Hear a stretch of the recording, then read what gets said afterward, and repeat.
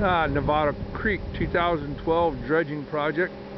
Here's some ponds, overflow ponds, backside of the levee in the Novato, wildlife, but the real intent is that these are spilling basins during 50-year and 100-year floods. That over here you got the creek, and the water will come up and breach over this levee and then fill in all the storage ponds. We'll walk down here. This is a dam that we got, that we put across the Novato Creek dredging project 2012. Every 4 years they go dredge out the creeks. So what we have is over there in the background, we have Novato Hospital and in the background over there, and here is the Smart rail line, North Pacific Railroad, the old railroad coming across and spanning Novato Creek. I hear in the future they may raise that up and put a new structure over. So we went underneath, and they're basically 30 inches, 2 to 3 feet of mud stacked up underneath, and our crews went underneath and cleaned it all out. You can see that it starts getting wide up there, and then down in this end it gets pretty narrow.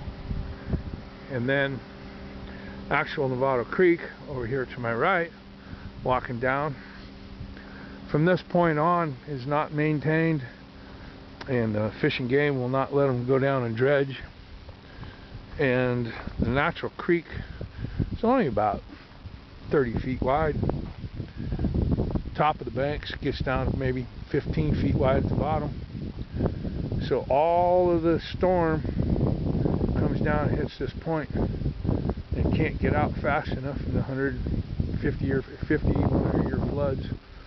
And so that's why at this point they have these spilling basins to take the overflow. And so to fill up a huge bathtub, the creek gets excessively wide. So during the 88 floods and so forth, there were 1,000 people or so flooded in Novato. And so after that, the County Marine Flow Control District widened out the creeks, and on the other side of the railroad, creeks get out to be about 160 feet wide. So just a huge bathtub to store a lot of water. As the floods come down and can't get out through that narrow creek because nobody will let them dredge from this point down to the bay, they have to store the water and let it trickle out on a slower rate. And then you got a little bit of water standing in a little low flow channel. So what you got was, we came through here with our long reach excavators and regular excavators, 330 excavator, and we got 325 long reach excavator, and came down and we dug starter holes about 30 feet wide on each side. So on the left hand side over here you can see a shiny spot.